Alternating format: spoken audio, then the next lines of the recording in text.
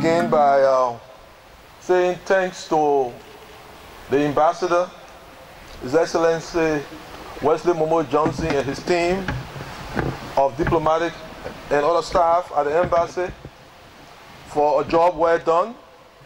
Actually, we decided to kill two birds with one stone.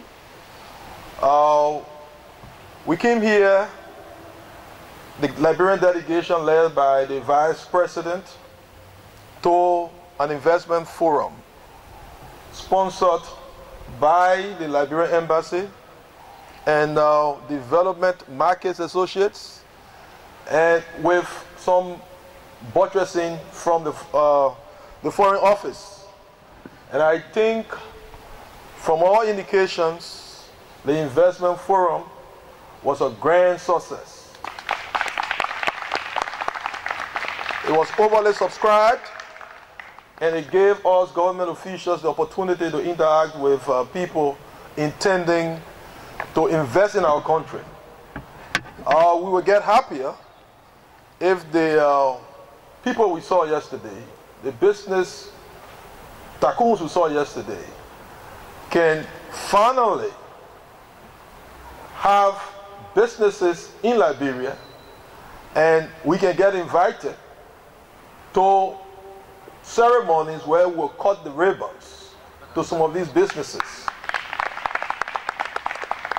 So we still have an unfinished business on that part, Mr. Ambassador.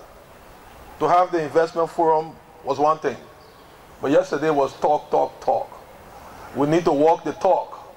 And to walk the talk, we need to ensure that all the talk that we heard yesterday is translated to opportunities, because the grand design is somebody in ground crew looking for a job to have a job through the work we do.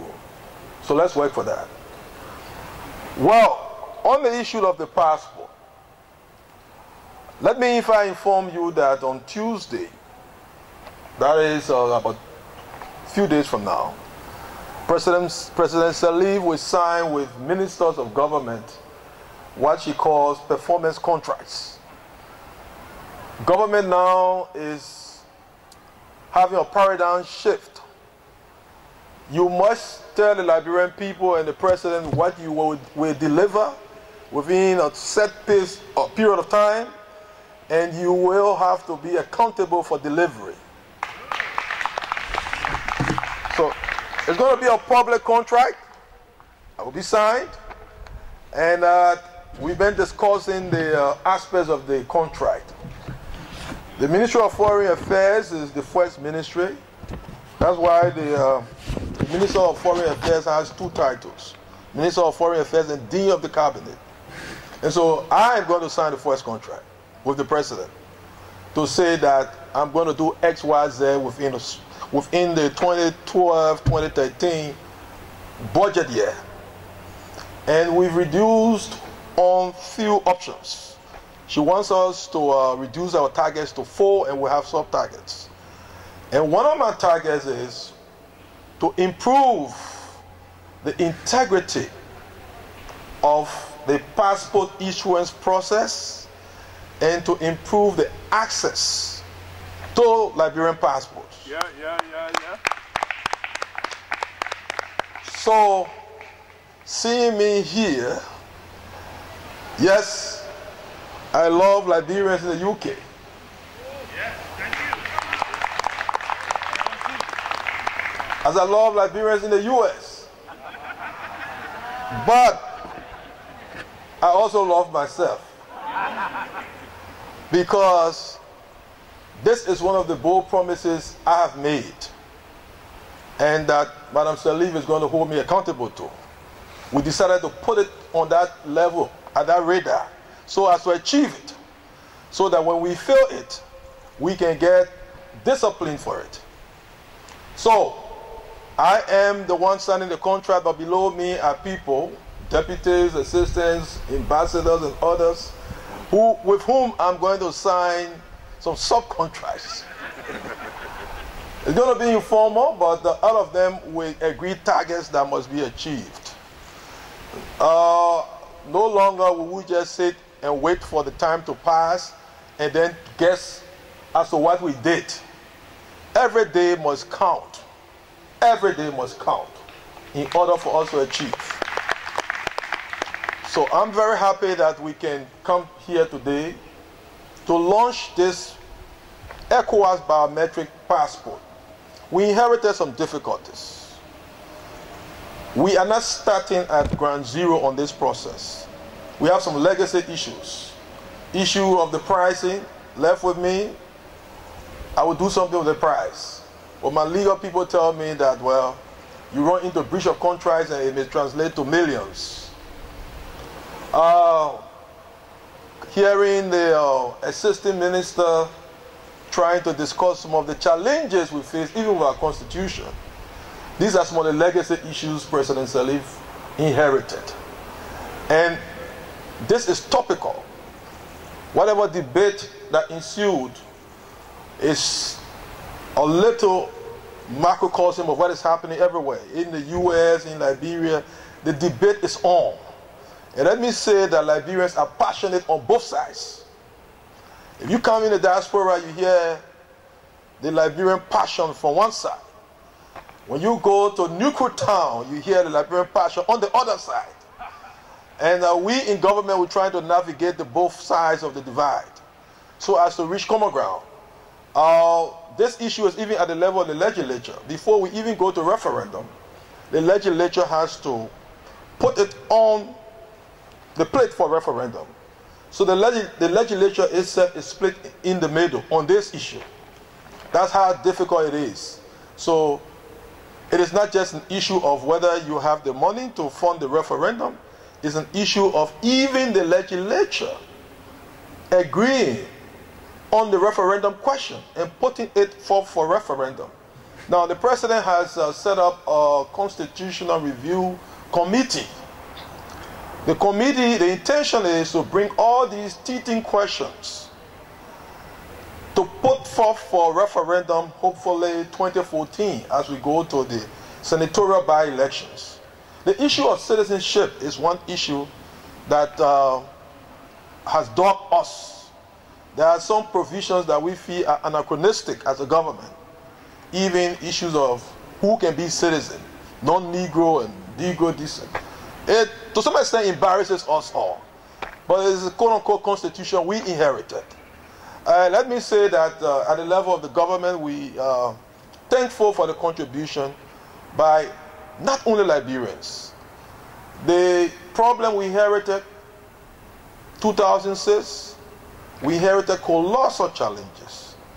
And it was not only people of Negro descent that could help us to navigate from those challenges. People, good human beings from all parts of the world, all races, went to our country, contributed. Some of them became even more loyal to Liberia than the people of Negro descent. And they've worked diligently to make us to turn the corner. In fact, one of them is even here with us today. I will introduce to you Ms. Kieren Walker. She works at the Ministry of Foreign Affairs. We have a program called the Overseas Development Institute Fellowship Program, where graduate students from top colleges in the UK go and help to build our capacity, help Liberians. And as they do that, we have a shadowing program where other Liberians can fill the spaces, they leave behind when they've left. And she's been very helpful to Liberia. She worked with me diligently in my former life as Minister of Finance. And when we transitioned to the Ministry of Foreign Affairs, which is somewhere political, we must do a lot of protocol things. And I really admire Brother Selma for breaching protocols so easily by calling us up to sing the national anthem before the end of the program. Sometimes you must be unconventional for progress. That's the kind of problem we face at the Ministry of Foreign Affairs. There are one or two antiquated ways of doing things. When you want to change it, they say, no, that's how it's been done for 100 years. So, but she's helping us to navigate from these difficulties. So we are very proud of all of them. Some of these questions you have, we will have the opportunity to answer them deeply in the town hall. And we'll enter other issues.